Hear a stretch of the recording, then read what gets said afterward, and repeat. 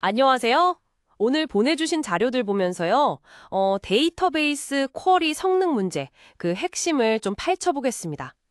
왜 잘 쓰던 쿼리가 갑자기 느려질까? 또 어떻게 하면 빨라질까? 뭐 이런 근본 원리를 알아보는 게 오늘 목표입니다. 바로 시작해볼까요? 네, 반갑습니다. 데이터베이스 성능 문제라는 게 참 가끔은 미묘해요. 인덱스 하나 추가했는데 확 느려진다거나 뭐 데이터 패턴 때문에 예상 못한 결과가 나오기도 하고요. 중요한 건 단순히 쿼리 작성법을 넘어서 데이터베이스가 속으로 어떻게 도는지 그 원리를 아는 겁니다. 당신이 겪고 계실 문제들의 그 근본 원인 한번 같이 찾아보시죠. 네, 정말 황당한 사례부터 얘기해봐야 할 것 같아요. 잘 돌아가던 쿼리가 인덱스 하나 때문에 무려 3,770배나 느려졌다니. 와, 이건 정말 충격인데요. 이게 어떻게 가능한 일이에요? 상상만 해도 좀 끔찍합니다. 그렇죠. 그게 핵심은 데이터베이스 옵티마이저라는 녀석이 실행 계획을 바꿔버려서 그래요. 새로 넣은 인덱스가 특정 컬럼 값을 찾을 땐 좋아 보였겠죠? 근데 실제 쿼리는 그 컬럼을 이꼴로 딱 찾는 게 아니라 like로 패턴 검색을 해야 했거든요. 옵티마이저는 이 패턴 검색이 얼마나 느린지보다는 그냥 인덱스가 있다는 사실에 좀 더 무게를 둔 거예요. 그래서 훨씬 느린 길을 택한 거죠. 아, 그러니까 인덱스 자체의 문제라기보다는 쿼리가 실제로 데이터를 찾는 방식, 그 like 검색하고는 안 맞는 인덱스를 옵티마이저가 고르도록 뭐랄까 유도된 상황이군요. 네, 정확합니다. 그래서 해결책은 뭐였냐면 기존에 잘 쓰던 PK 인덱스가 처리하던 그 주요 컬럼까지 새 인덱스에 포함시키는 거였어요. 그러면 옵티마이저가 이게 더 낫겠구나 하고 다시 원래의 효율적인 길, 즉 PK 인덱스를 쓰도록 이렇게 설득하는 거죠. 결국 이 옵티마이저를 잘 이해하고 약간 구슬리는 게 중요해요. 정말 작은 변화가 엄청난 성능 저하를 부를 수 있다는 걸 보여주는 대표적인 경우입니다. 호호, 옵티마이저를 잘 설득해야 한다. 흥미롭네요. 그럼 데이터 자체의 특성도 중요할 것 같은데요. 예를 들어 자료에 나온 것처럼 전체 데이터의 한 90%가 특정 고객사 코드, 뭐 삼성 SDS 코드처럼 한쪽으로 너무 쏠려 있으면 인덱스가 재구시를 못한다고 하셨어요. 이건 또 어떻게 하죠? 네. 그런 데이터 분포, 그러니까 스큐라고 하죠. 이게 인덱스 효율을 엄청 떨어뜨립니다. 이럴 때 쓰는 좀 재미있는 전략 중 하나가 그 제일 자주 나오는 값, 여기선 삼성 SDS 코드겠죠.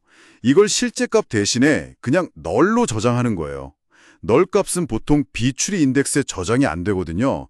그러니까 인덱스 크기가 확 줄어들고 나머지 드문드문 나오는 값들 검색으로 훨씬 빨라지는 거죠. 잠깐만요. 그럼 그 널로 바꾼 삼성 SDS 데이터는 나중에 어떻게 찾아요? 그게 더 불편한 거 아닌가요? 좋은 질문입니다. 물론 그 널 값을 찾는 쿼리는 따로 최적화를 좀 해줘야 해요. 예를 들어 where customer code equal 삼성 SDS 이렇게 찾는 대신에 where customer code is null 이렇게 찾는 거죠. 애플리케이션 로직을 조금 바꿔야 할 수는 있는데 전체적인 성능 이득이 훨씬 클 수가 있습니다. 그래서 테이블 설계할 때부터 이런 데이터 분포를 좀 예측하고 전략을 짜는 게 중요해요. 데이터 분포까지 미리 생각해서 설계하는 거 중요하군요. 그럼 이제 여러 테이블을 엮는 조인 얘기로 넘어가 볼까요? 조인이 이게 또 성능 문제 단골 손님인데 효율적인 조인을 하려면 뭘 가장 먼저 기억해야 할까요? 조인에서는요, 순서하고 방식, 이게 핵심입니다.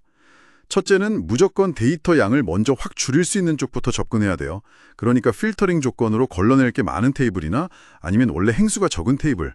예를 들어 1만 건짜리 테이블이랑 2건짜리 코드 테이블이 있다면 당연히 당연히 2건짜리부터. 네, 그렇죠. 2건부터 읽어야 전체 작업량이 줄어드는 거죠. 마치 여행 갈 때 경로 짜는 거랑 비슷해요. 가장 효율적인 순서로. 네네. 가장 적은 데이터를 먼저 처리해서 다음 단계 부담을 줄인다. 그럼 방식은 뭔가요? 방식은 이제 조인할 테이블들의 인덱스가 있냐 없냐 이걸 고려한 접근 방식인데요. 보통 옵티마이저는 인덱스가 없는 테이블을 먼저 쭉 읽고 풀스캔, 거기서 나온 적은 결과를 가지고 인덱스가 있는 다른 테이블을 이렇게 탁탁 찾아가는 인덱스 스캔 방식을 좀 더 선호합니다. 물론 이것도 절대적인 규칙은 아니고 데이터랑 퀄이 따라 또 달라질 수는 있어요. 결국 이것도 옵티마이저가 최적의 길을 찾도록 유도하는 문제네요. 자료에 SQL 튜닝 사례들이 몇 개 나오던데 보면 기존 쿼리 구조를 꽤 많이 바꾸더라고요. 이런 접근 방식의 근본적인 생각의 틀, 이게 뭘까요? 가장 중요한 건 뭐랄까, 절차적으로 하나하나 순서대로 생각하는 거에서 벗어나서 집합적으로 생각하는 전환이에요. 예를 들면 큰 테이블 2개를 그냥 바로 턱 조인하는 게 아니라 하나의 큰 테이블에서 필요한 데이터만 먼저 그룹핑을 해요. 그럼 작은 중간 결과 집합이 나오겠죠? 그 다음에 이 작은 집합을 다른 테이블하고 조인하는 거죠. 이렇게 하면 거대한 테이블 전체를 여러 번 읽는 그런 비효율을 피할 수 있습니다. 아, 집합 단위로 덩어리를 만들어서 중간 단계를 최적화한다. 그런 거군요. 자료에서 총계 구할 때 카티션 곱, 카테시안 프로덕트 기법을 썼다는 말도 있던데 이건 좀 위험하게 들리는데요. 잘못 쓰면 큰일 나는 거 아니에요? 맞습니다. 카티션 곱은 진짜 잘못 쓰면 모든 가능한 조합을 다 만들어내서 그냥 성능 재앙이 될 수 있어요. 조심해야죠.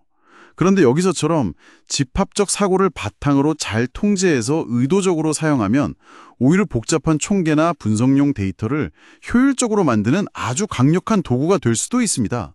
물론 정말 신중하게 딱 통제된 방식으로 써야 하는 고급 기법이긴 합니다. 그렇군요. 마지막으로요. 우리가 주로 쓰는 비트리 인덱스 말고 비트맵 인덱스라는 것도 잠깐 나왔는데 이건 어떤 때 쓰이는 건가요? 비트맵 인덱스. 이거는 컬럼에 들어가는 값의 종류, 그러니까 유니크한 값의 개수, 카디널리티가 아주 적을 때 효과적이에요. 예를 들면 성별, 남녀, 상태 코드, 정상, 오류, 대기, 주문 유형, 온라인, 오프라인 이런 거요. 각 값마다 해당 값을 가진 행이 어디 있는지 비트맵 0 또는 1로 쭉 표시해서 저장하는 방식인데요. 특정 조건들을 이렇게 조합해서 OR이나 AND, NOT, 연산 같은 걸로 데이터 건수 세거나 찾을 때 엄청 빠릅니다. 주로 데이터 웨어하우스, DW 환경에서 많이 쓰이죠. 근데요. 데이터 변경, 인서트, 업데이트, 딜리트가 자주 일어나면 락 문제가 좀 심각해질 수 있어요. 그래서 일반적인 온라인 서비스 OLTP 시스템에는 거의 안 씁니다. 그렇군요. 네, 오늘 쭉 정리해보면 인덱스 추가는 정말 신중해야 하고 데이터 분포 특성을 잘 이해하고 활용하는 전략이 중요하다는 점, 그리고 조인 순서와 방식이 성능에 결정적이라는 거, 또 무엇보다 쿼리를 집합 단위로 바라보는 사고의 전환이 필요하다는 것까지 잘 짚어봤습니다. 오늘 나눈 이야기가 당신의 데이터베이스 성능 고민에 좀 실질적인 힌트가 되었으면 좋겠습니다. 그렇습니다. 오늘 저희가 주로 다룬 건 이미 만들어진 쿼리를 어떻게 개선할까, 여기에 좀 초점을 맞췄죠.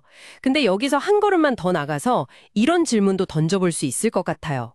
과연 최적의 성능이라는 게 문제가 터진 다음에 이렇게 튜닝하는 것만으로 달성될 수 있는 걸까? 아니면 혹시 애초에 테이블이랑 인덱스를 어떻게 설계했는지 그 첫 단추에서부터 성능의 상당 부분이 이미 결정되는 건 아닐까 하고요. 이 사전 설계의 중요성, 여기에 대해서 한번 생각해 보시는 것도 꽤 흥미로운 탐구가 될 겁니다.